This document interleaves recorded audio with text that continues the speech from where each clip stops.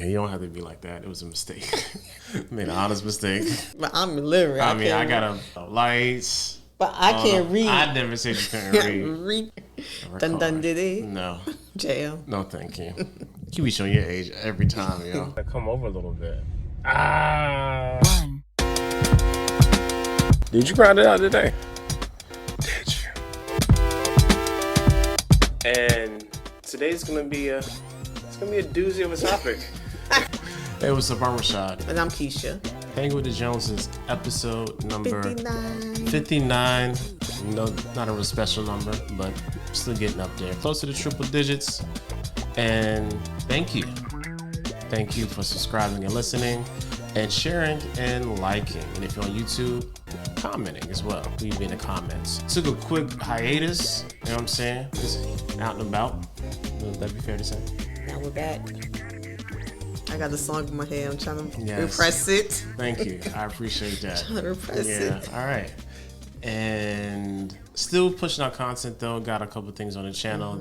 Had a nice conversation with me and my two of my boys from friends of the fan for a long time, Antonio and Tony. Talked about Loki review, did the season review, and talked about the current state of the MCU as a whole. So check that out.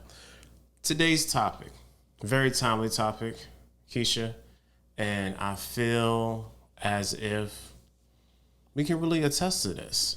And that is the facts of just being very busy and working. You working, me with my internship, that's wrapping up. Sure, even Des got a job right now. We still have other children. They want to do stuff. And it's been it's probably the busiest summer I think we've ever had. What you think? Yeah. Because usually in summertime, except for the last 2 years, usually in summertime, we don't have the children. Yeah. You know, I think that's the difference. We don't have the children, so it's kind of, it's whatever we feel like doing, whenever we feel like coming home, just, freedom. But the last, what'd you say, 2-3 years? This be the third year. Third year. And then, of course, everyone knows this year and last year look quite different than any other year because the numbers were so high in New York, there wasn't any chance to take them to New York. And then this year, that this whole thing continued. I was hoping it would have been over before 2021. Not so. So the fact that this whole thing continues, so it's been a lot. It's been super busy, and also definitely not having the kids rather has kind of hampered on what we would usually be doing. And that I think having the kids and our oldest working. Definitely. That's the kind of more hamper because even our last year. Gone, yeah. So we went, I think last year we went out. Yeah, we did. Even though it was definitely we did COVID, curbside. We was out a lot. But this year, our babysitter, oldest child, has a job. So that took away our babysitter. Yeah, definitely. Yeah. It's been interesting, and even kind of trying to navigate just the sheer busyness. That's what I'm talking about. Like what do you do when you get busy? And we've been very occupied with, not even selfishly, just the tasks that we have to do. Because last year at this time, schedules were pretty free, especially mine. I was pretty much done with summer school. Summer school was super easy for me anyway, so yeah, we had a lot of time, and now because summer school was virtual. You didn't have to go in, right? Definitely virtual. Yeah. So now we have about this much time, very small amount of time, and I think we kind of reached a breaking point. Like, man, I don't think I like how this is going, and had to kind of sit back and really. What's what I'm looking for here? Really kind of take inventory of how we've been moving and what it is and what we really want and how you want to move forward. And I think that can be a hard thing to kind of come to. I know, for me, sometimes, I always say it's you got to have a conversation. But sometimes I hate having a conversation because, one, I don't feel like talking sometimes. Just be tired. Sometimes, most of the times. Not a conversation starter. Yeah. I'm not the great communicator that you think I am. Secondly, I know for me, I have been notorious for not saying what I really mean and saying a thing, and it just messes everything up even more. So most of the time, I'll just like, man, I don't want to say nothing because it ain't really the best, but it could be worse if I mess this up. So I had the tendency just not to say anything, which doesn't help. Because his body language says it all. Yeah, like I'm still talking when I'm not talking. So Right. but then it's like, man, I get to a point where I'm internalizing this way too much, and I'm having too much self conversation. So like it comes to a point like, okay, we gotta sit down and have a constructive conversation about what's going on. Does that make sense? Yeah, and even just having a lot on our plate, and you would think it'd be the opposite because of the quarantine, and well, we kind of we're fully open. Yeah, We're fully open, but things aren't still the same. They're not like before pre-COVID. So it's just a lot on my plate with working from home, and the nature. I'm in mental health. The nature of working from home, because mental health has increased because of COVID, because of a whole bunch of things. But mental health has increased, or individuals having mental health concerns. the negative impacts of mental health. Yes, or psychotic breaks, or whatever you want to put it down. No, that has increased since COVID, and also with the whole political climate, social injustice, it has really increased. And then I have 3 children here who have to still manage while I'm managing other people's mental health. Help other people manage their mental health. And then you still have the stuff I need to do for my own company. I have interns and such, manage that. Then you have the stuff that you have to manage with just being you. And then here come marriage. And I was like, and finance, I'm like, it's too much. It's too much. Like, I can't do it. This is when I waved my flag and said, SOS. Yeah, I definitely feel you. And the crazy thing is, we can have, like for me, I know, like for us, I speak for us. Sometimes where our communication breaks, our communication breaks down is when we have conversation in passing. You know what I'm saying? Like, we're not really sitting down, okay, this is what I really need. Is this, that, and the third? Like, can we have an agreement about this? Okay, we agree on this. This is how we can move forward. A lot of times we'll have conversation passing. Hey, I kind of need your help with this. Or, hey, it would be nice if that's this, that, and the third. I'm like for real? Or for me, I'll just forget because it's not really implanted in my, my short-term memory. Like, I just be like, man, it's not. I'd be feeling, it's not even that important. Or and that forgiveness, oh my gosh, forgetting. Yeah, I'll forget anything at any moment in time. So if it's not really pressed upon, then I just won't be doing it. And see, I'm not a nagger, but if I don't nag him, as you just heard, he doesn't do it. Which, a lot of people complain about their wife being naggers. I'm not the one who usually nags. But I have to in order for him to stick it to his long-term memory, and then maybe he'll yield a response. Yeah, you really don't nag. It's like sometimes I'm like, all right, I got it. And sometimes it'd be like, oh, I got it. And just won't do it. 1 month later. Right. 2 months later. And I remember like, hey, we got a letter by X, Y, and Z. I thought you took care of it. Oh, dog, I done took care of 20 things on the list. You didn't take care of the 1 or 2 you had. Yeah. Yeah. And I don't want to kind of paint me as being this bum individual that's out here doing nothing. I definitely do my part, but right now it's just there's some things that I don't normally do that I kind of have to start doing. That one I hate doing. You know what I'm saying? But it's so much on my plate. It's like paying bills, calling folks, you know what I'm saying, all that type of crap. I hate it. I spent a lot of my years doing customer service, so when it comes to talking to people on the phone, not a fan. I don't. So do I. Yeah, now you do. No, remember I worked in the call center. I'm just saying, like I'm just trying to let everybody know. I worked in the call center too, so I know that feeling. And even despite, I just said to someone yesterday, people don't realize that mental health is still customer service. So you still have a level of customer service you're providing, even though you're a therapist. Yeah. Same thing for being in education too. I agree.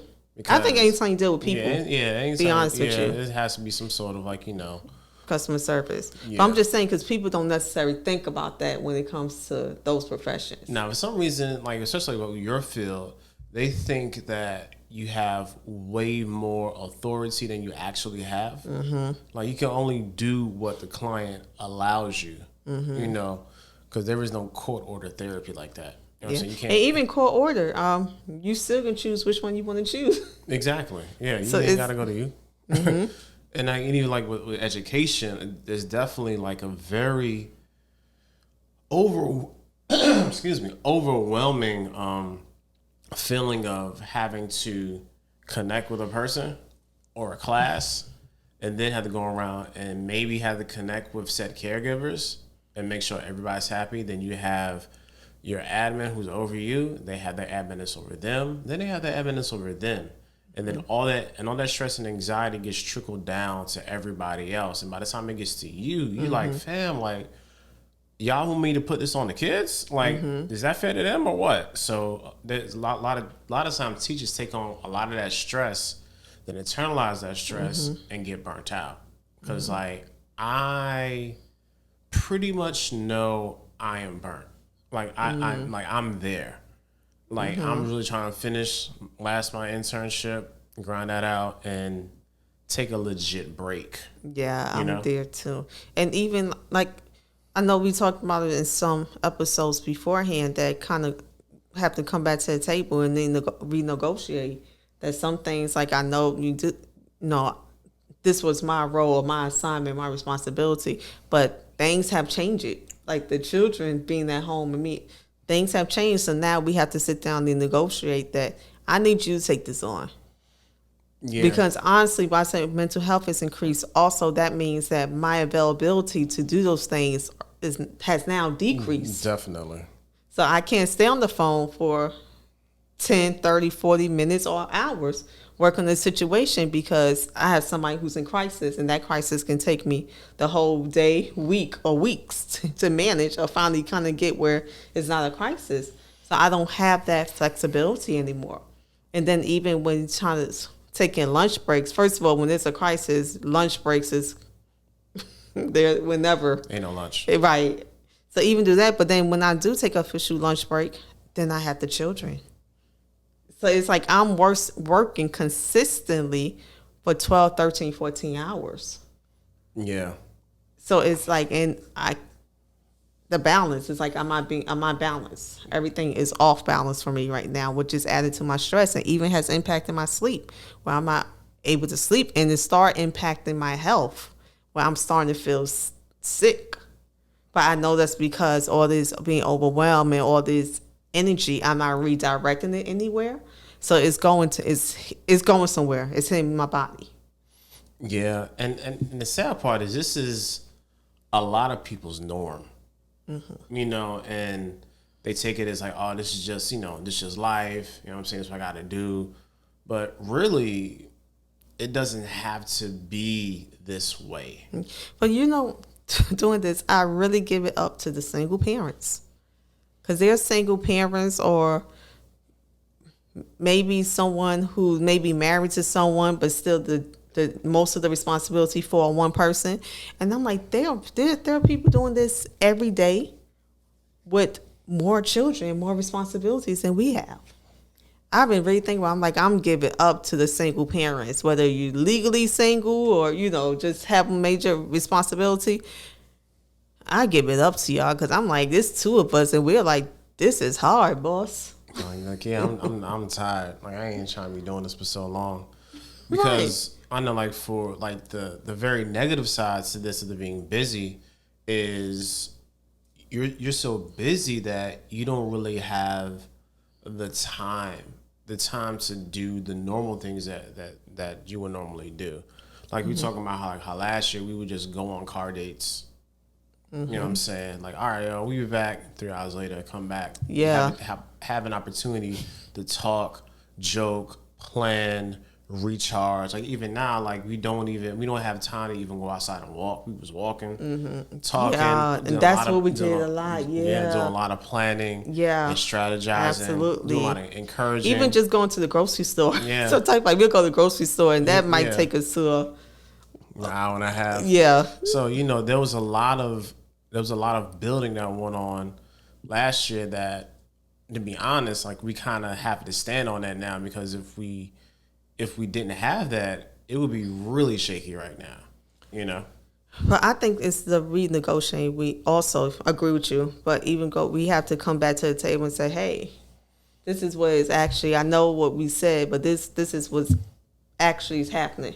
Yeah. Now we're going to have to refigure this or put this in some kind of way where we are able to be some kind of balance.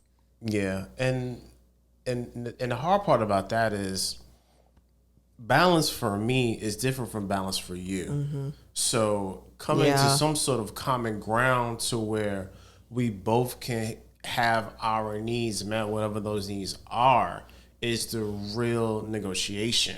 Because even this week, through my counseling session, just even sometimes my gifting, or even just being the mental health fields. Counselors go to counsel?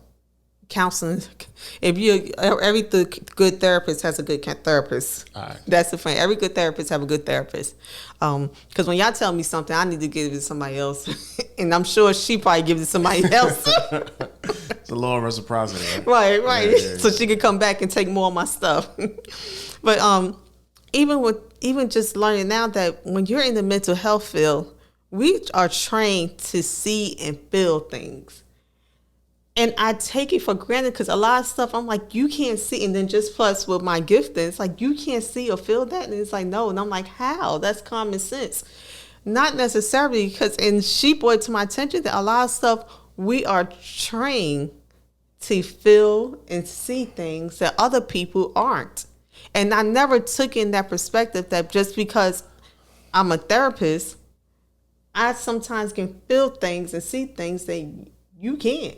Nah, because I'm like, you don't see that. You can't see I'm tired. He's like, no, and I'm like, but I can feel when you're tired. Well, maybe because that's like, so I'm literally trained to feel that. You have a particular set of skills that the majority of the population does not have. And I never thought about that perspective of, I knew about the knowledge and something, but I never thought of the perspective of that we're also to train and try to connect with our clients and be able to kind of be sensitive to your emotions. Because think about it. What you do is who you are. And that is true. Cannot turn it off. So, I was this before the credentials. Yeah, before any other stuff. This has always been you. You really, it's hard for you to just like, all right, I'm just gonna relax it and turn it off and just kind of, Yeah, because before I was always this. I just now have credentials behind my name. I always did this. So that's really not the here nor there. So imagine. Like there's a lot of this I had to learn on the job, and really, so I can even understand you. I had to get an understanding of what it is that you do. It's like Google Translate. Yeah, like for real. Like I had to get an understanding of what you did to really understand who you are. So now there's more of an appreciation, but the nuance of it, like I really don't have. Like I would literally have to be thinking about it. Where in you is just like, hey, this, that, no, Yeah. okay, I need, no, this. I'm like, I don't Or do even so, that. I'm like, Rashad, you don't see that person is sad Right, and such and like, such. And he's like, no. I'm like, what? yo. You don't see? Like, He's like, how nah, you see that? please. Look at the head down. Like, And we yo. will literally have classes on reading body language. Like, now they're stupid and they're in the way. I'm ready to go. No, and I remember even when I don't know, it's undergrad or grad, where I had a class where one of it was observing human behavior, just going out in the environment and observing human behavior. Most people, if you're not in you probably don't have that class. Like you probably didn't have that. Definitely wasn't on the mass comm track. Right, You know exactly. or Or computer science, anybody else. It probably wasn't. And I might have been, no, I think that might have been undergrad. Well, either way, it was an assignment. You just observe normal behavior. So that was an eye opener to me because I never thought about it that I might be more sensitive and see things that maybe he doesn't see. Not maybe, he doesn't see. So, okay, so with that being said, how do you manage yourself and also communicating through that? So you have something that you see, hear, recognize, sense. How do you communicate that to your audience, me or whoever, without, okay, it's gonna be me because if it was somebody else, you would give them a whole bunch more grace than me. So how would you communicate this to me in a way that is more palpable and palatable? So give me an example. What do you mean? Like, there's a particular need, and I'm just going about my day like I normally would, and you say, hey, you don't see what, okay, like you don't see me hurting, you don't see me this, you don't see me in this. Why can't you see this? I think the thing is, I'm just have to communicate and just kind of say it out. Like I can't, and I know we work on and we discussed, you can never assume anything, but sometimes it's like you see me crying, you don't like, hey, what's going, and that's figurative. But I'm like, you see me crying, you're like, hey, yeah, shut up. But certain things, like if you see somebody crying, you don't wonder like, okay, something is wrong. But some people like, I thought you was watching a good movie. Like, right, what? And exactly, it's like, what? Like you just completely. So I think I have to communicate and just like, hey, me sad. But I really didn't realize how far a distance we were that I thought was subtle cues that he really didn't get. He didn't see it. And I know, like for me, I don't. It would be so much easier if you just said it. You know what I'm saying? And to me, I said it, but once again, if you're meant to help your whole class, we have trainings and stuff on reading body language. So to me, I'm like. And I think all the passive aggressive communication. And to be honest, I think some of that is just very, I mean, real feminine energy too. Because there's like a lot of females like will do that even in conversation. Like, fam, like why you just saying tell them?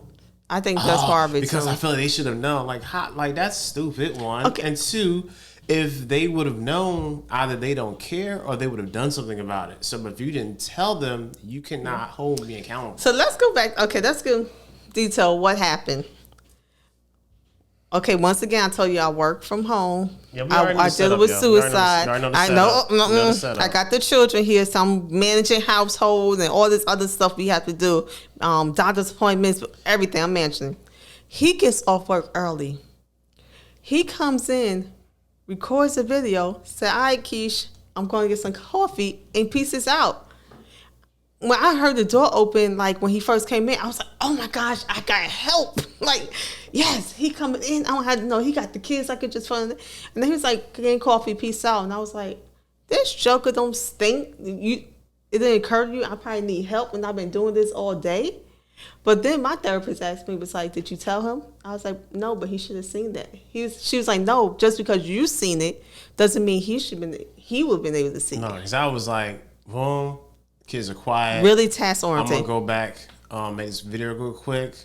It's about 3-some. Go give me a cup of coffee, come back home, finish editing, and then really task oriented. Then the rest of my day. This.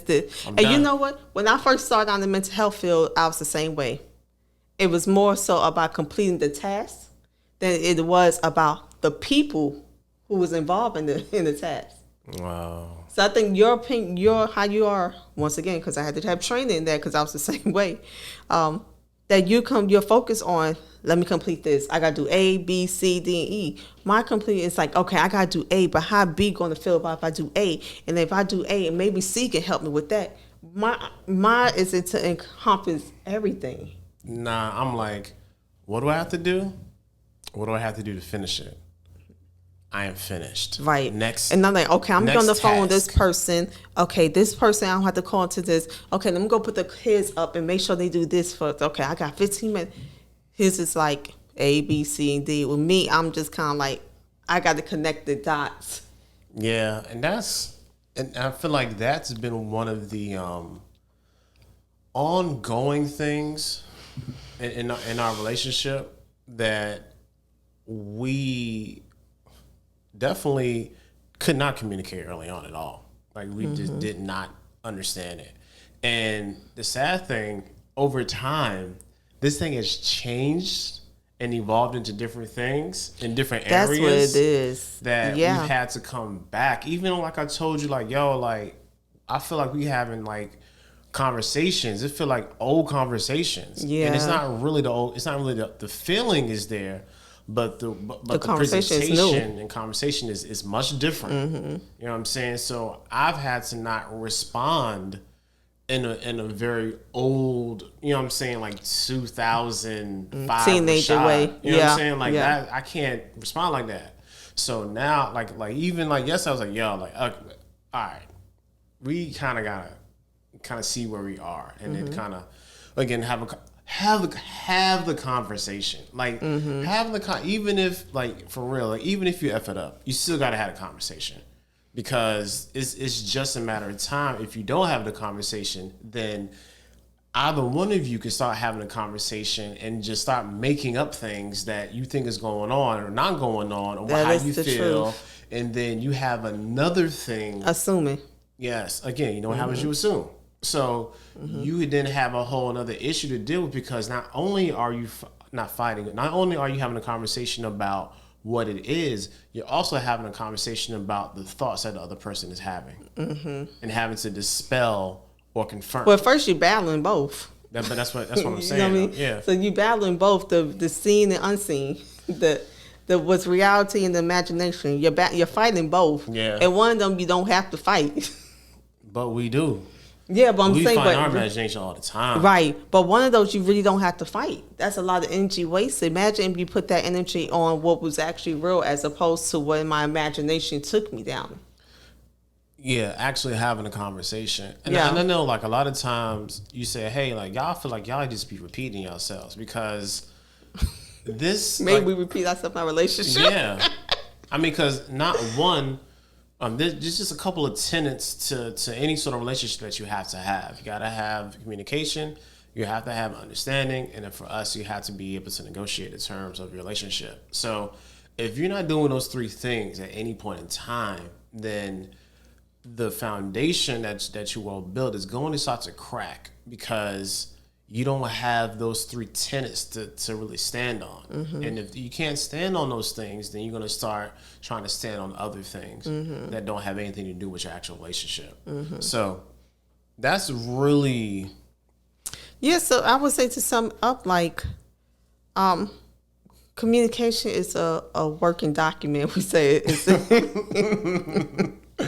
it's for work, because even when you think like, okay, we master it, then you all change. You'll change, and then it's like, okay, now this is another level of communication. Then maybe children, other responsibility jump in. It's like, okay, we thought we mastered that level. Here come another level that we never thought would be a level. We got to come. So all to say is just we have to keep going back to the table and negotiating. Now I think we kind of came up with a plan. Now how we gonna move forward? But that's not to say that next month, next year, 10 years from now, we're gonna have to come back and it's like, that doesn't work for me no more. Pretty sure this is going to come back sooner than later. You know what I'm saying? I mean, even with that, you still have to, like we said the other episode, you still have to allow for a certain amount of grace, even when you're trying to work the plan. You know, because you gotta let time for the plan to work. But if you don't have a plan, then you don't have nothing to work. You know, so it's like marriage is work, fam. Like I don't think people really understand how much work it is for marriage. Like it really is. If you want to actually do it successfully and do it together, because I mean, some people say they have a successful marriage, but their partner be like, please. So if you guys really want to have a successful marriage together, it has to come through communication, understanding, and then negotiation. But yeah, that's all we got for today. I feel very exhausted and tired now. I do too. Yeah. Like, share, subscribe, all the good things that we've been doing. Bad Batch on Friday. I might throw something up in a little week. I don't know. Anyway, till the next time.